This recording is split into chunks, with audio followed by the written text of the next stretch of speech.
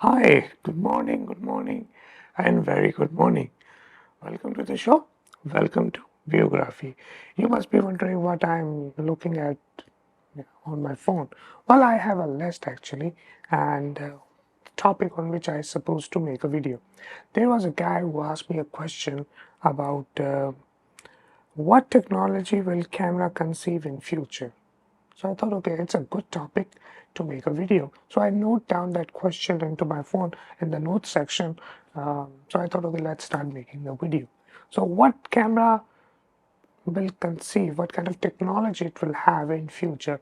Well, to be very honest, on a broader scale, the answer is I don't know. I don't know. But so it means that if I say I don't know, so video will finish here? No, not exactly. Let me share with you what still we have something to talk about. First of all, we have to understand what camera is, how it operates, and what we can put in from the technology perspective. It is battery operated camera which runs on 5-volt battery or 3-volt battery in the smaller camera terms. It means that it has a limited use which let it operate over a certain period of time. So it means that if it's a smaller camera like Z6, Z5, it has a smaller battery, it can perform a certain amount of task, not much, because it has a limited battery which runs on limited power. Limited power means the processor inside the camera will have limited capability.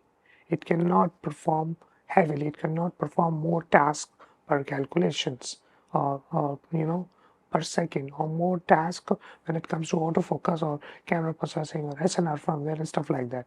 That's why the big, those chunky DSLR like Z5 or not Z5, D5, D6 or Canon 1DX Mark III or Nikon Z9. They have bigger batteries which have more juice, so camera can push itself more to perform certain type of calculations.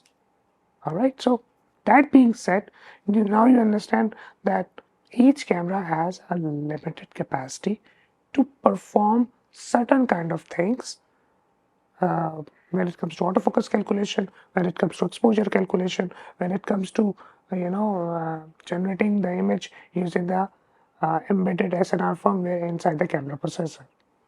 So every camera has a playground in which it can perform. It cannot perform more than that. It cannot perform less than that. So we have to understand the boundary of each cameras. So, like for example, the Z30 cannot perform like Z9. All right, the Z62 cannot perform like Z9. All right, and the same way in a nutshell, like for example, the mm, um, Sony A7 III cannot perform like A1.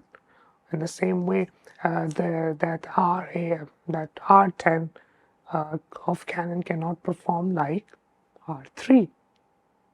All right, so it's just that the camera are basically designed to perform certain type of things, and they are come up with those limited type of technology into it. When I said limited technology, it means that each camera has certain kind of limited hardware built into it to perform the limited performance, and based on its limited performance, you will get the price of it. Like R10 is a cheaper entry level crop sensor camera. All right, it can make 4K video, but its autofocus is not as good as R3 or R5 or R6. These are high-end cameras. They come with, better performance, better hardware, better processor, better SNR firmware to perform better than R10. Same goes for Z9 and Z30. Z30 is entry level mirrorless camera, which is crop sensor. Z9 is high-end full-frame camera, and Z30 can make 4K video, all right, with limited capacity. Z9 can perform 8K video, so big difference. Same goes for number of frames per, capturing per second. FPS, like Z9 can do 120 frames per second. Z30, 4, 5, 6, 7, not more than that. Big difference. Now you understand what I'm trying to paint the picture. Technology comes with price. I said this in my previous videos. I'm going to say it again, and I'm going to keep saying this thing, in my future videos. Technology comes with price. So, what type of technology we are seeing? Can you imagine, like 5 years ago, if I would have said like Nikon Z9 can perform 120 frames per second. It can capture the images 120 frames per second, 60 frames per second, 30 frames per second. 5 years ago, if I would have said that you will see a camera that can perform 120 frames per second, and you were like, you're crazy. There is no camera right now which can perform 120 frames per second. And from Nikon, no way in hell. Nikon cannot do that. Because 5 years ago, everybody was cursing Nikon for not jumping into the mirrorless camera. They were keep saying, "Oh, they are behind Sony, and their performance is not good. They still do not have any mirrorless camera." Blah blah blah blah blah. But after 5 years, jumping forward, what you are seeing, Z9. This is the only camera which can perform 120 frames per second. It's the only camera which can perform 8K in 60p internal recording. ProRes RAW. Only camera.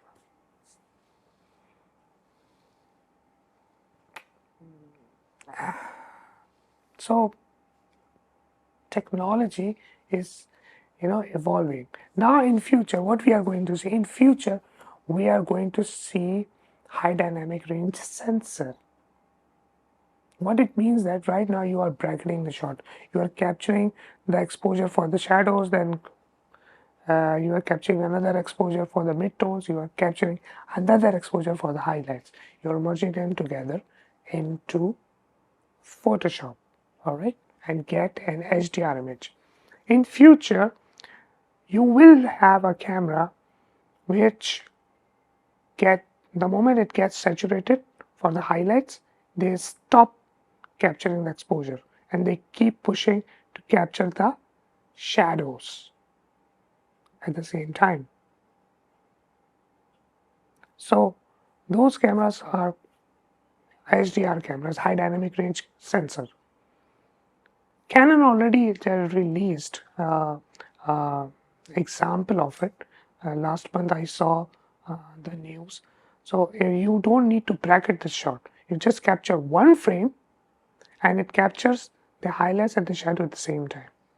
So Canon already have a prototype. It's an industrial purpose sensor which was used for security cameras, and I believe again it's industrial purpose sensor. So in order to take that technology and put into the consumer level camera, it will take time, but it will eventually come into the cameras. You will have a camera in future which can capture one single shot for HDR images.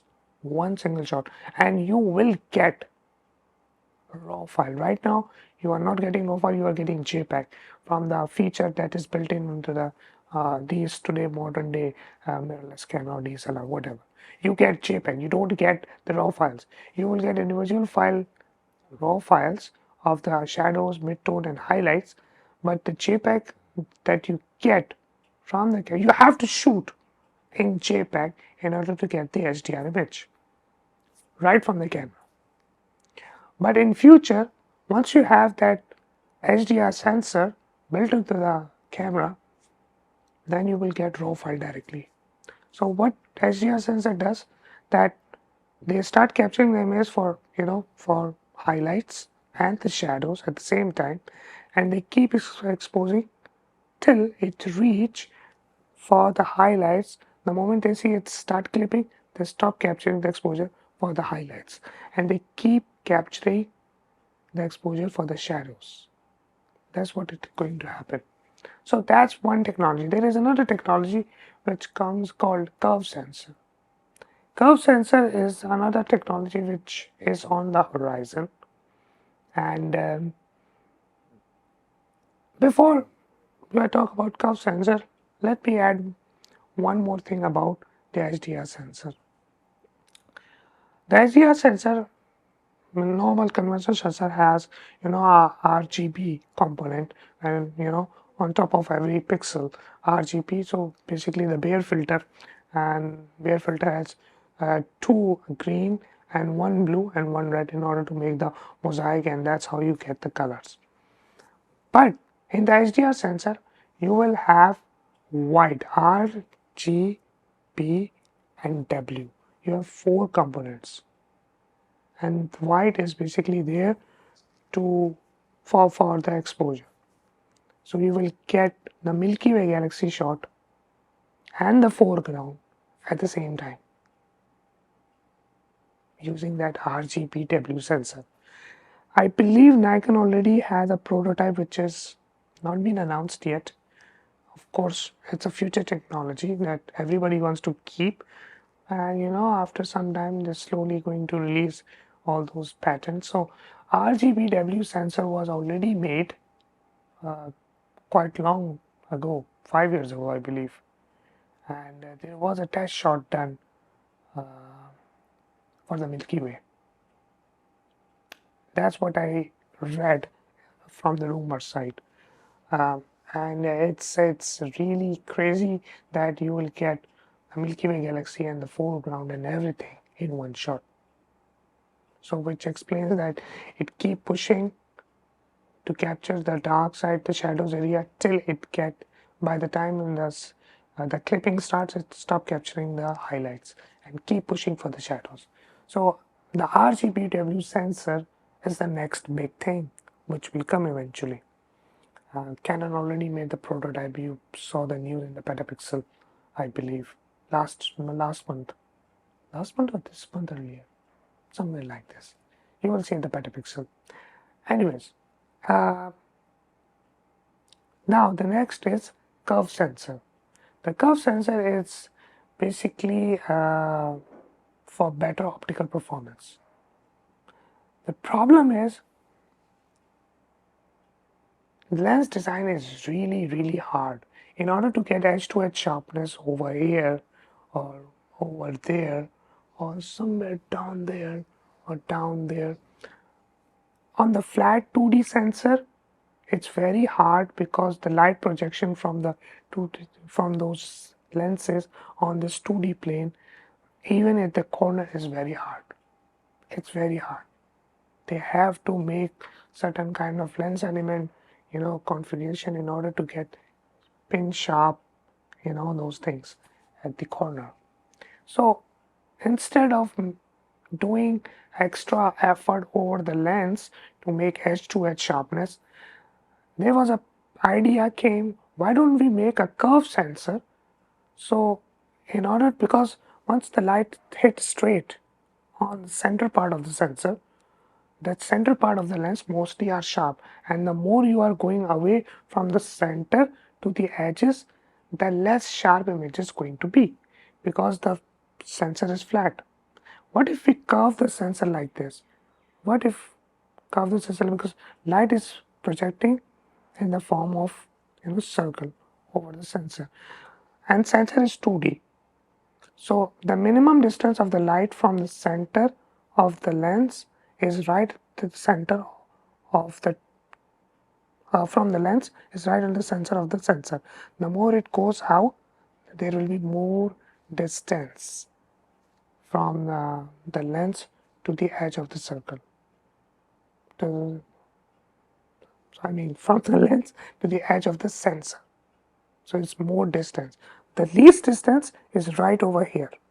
So the more we are going to, travel towards the edge of the sensor, the more distance I'm going to create. That's simple physics. So what it's going to happen, it basically curve the sensor like this. So it basically minimize the distance from the center of the lens to the edges. Just like your curve, that uh, monitors, PC game monitor. It's much more easy to view in the curve, those screens, right?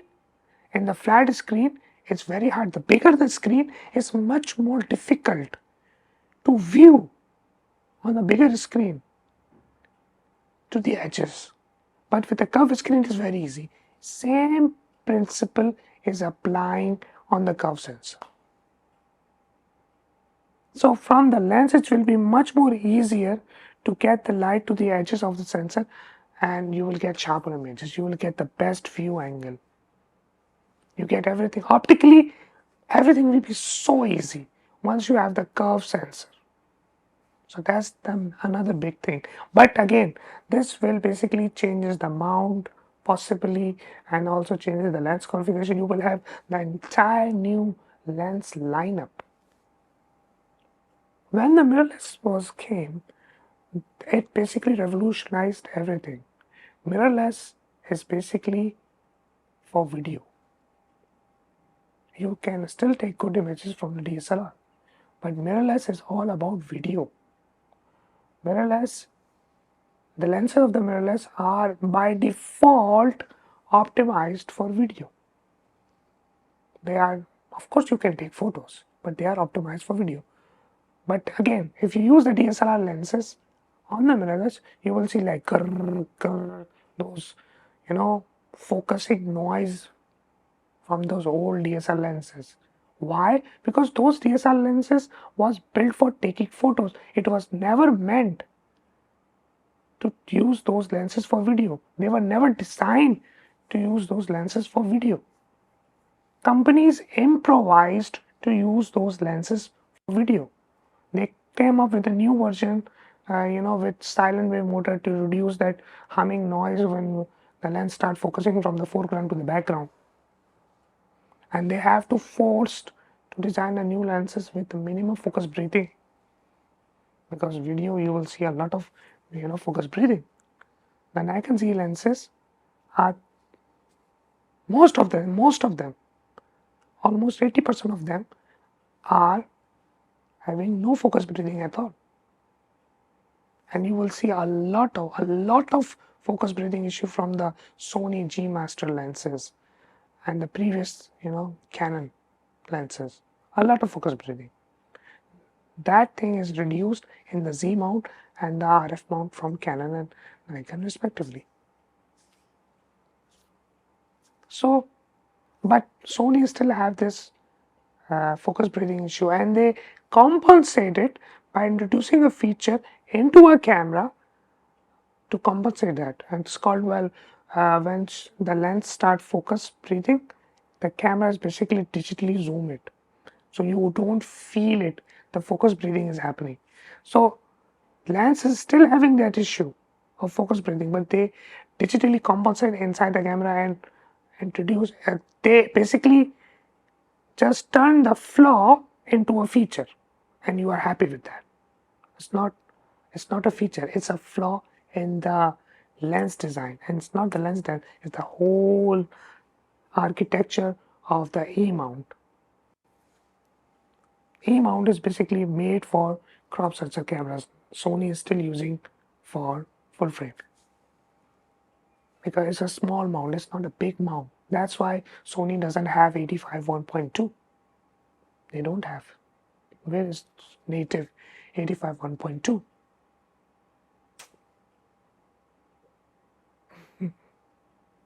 Nobody from Sony is able to answer me that question. So anyways, in future, we are going to have this curve sensor. We are going to have lenses which will be much faster. You are going to see 51.0. Well, Nikon already released 58 0.95 knocked, but you will see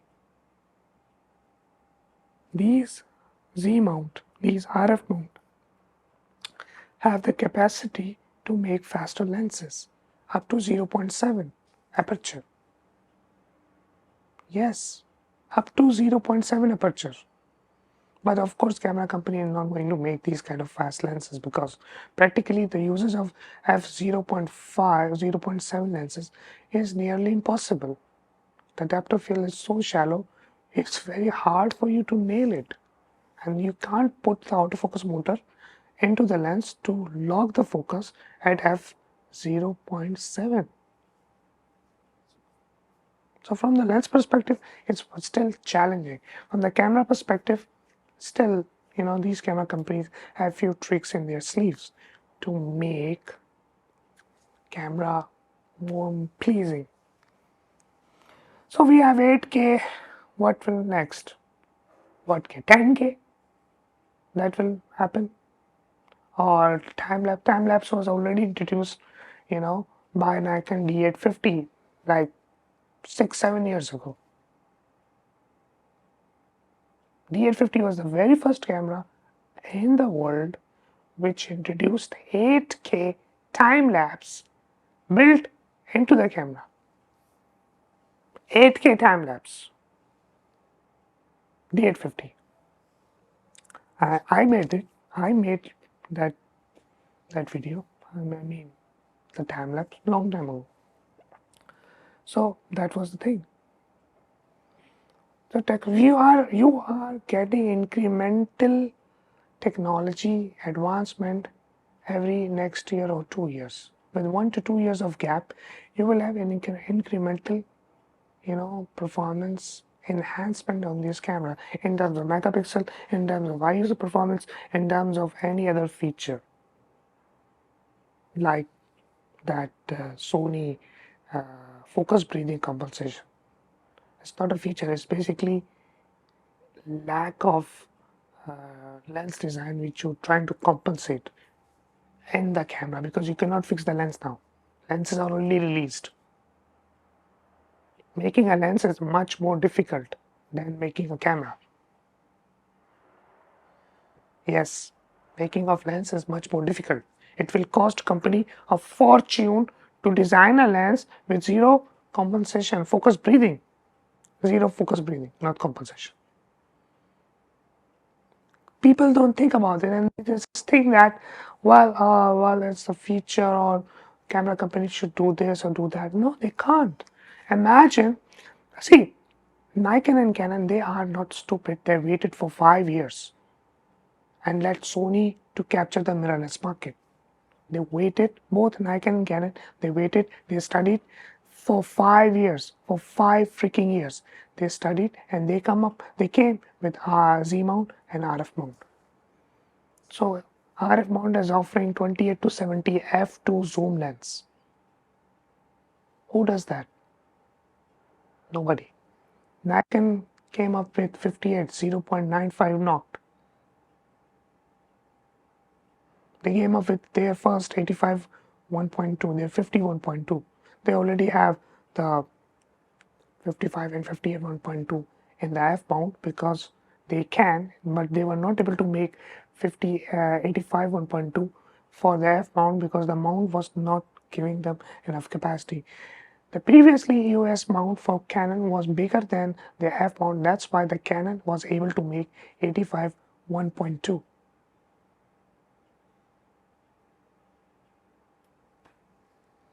But now with the Z mount, Nikon able to make 58 0.95 knocked, 85 1.2. Canon able to make 28 to 70 f2 zoom. Sony never able to do that. Sony never able to make 58 0.95 knocked or 85 1.2 or 28 to 70 f2 zoom. Sony cannot do that because if they have to do, they have to change the whole lens mount. They have to come up with some new mount. Their E mount is for APS-C camera, not for full frame, but they are still using it for full frame. In order to achieve these kind of lenses which I just mentioned, they have to change the mount. Now imagine Sony is going to change the mount. How many customers they will going to lose? Think about it. It's not easy for Sony to make these lenses. They're still focusing on the camera. They are still not focusing on the lens. Nikon and Canon, they were not stupid. They did the study on the long term, how they're going to, run these new mounts on the long term, and they come up with a plan for 5 years. That's how they make these lenses. Nikon and Canon, they were not stupid. So who is the real? Think about it. I'm going to wrap up this video now. I hope you like this video and the conversation that I made. And I raised some interesting points to you guys. In future, we are. By the way, there's one last thing in future we're going to have, and I'm talking about in next 25 to 30, 40 years. In next 25 to 30, 40 years, what will happen is you will have a device somewhere around you, maybe built in your eye, something. It will capture what you suddenly see. It captures that, and it's going to upload it into the cloud using 10G, 15G network, and it will edit the photo as per your style, which you always do. Everything was sync up into the cloud. So you have to just look and think, and the device which will around you will capture those images, going to edit those images using AI or your usual style, going to upload into the cloud, which from where you can directly share immediately.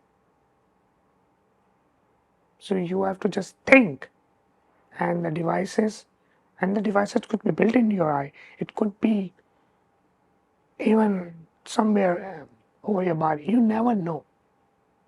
Technology is evolving so rapidly, but this is my imagination that in future everything will be synced up in the cloud.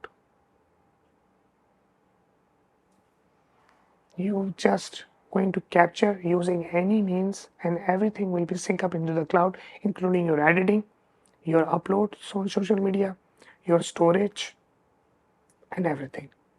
Everyone has their profile saved into the cloud, just like Google already have you everywhere.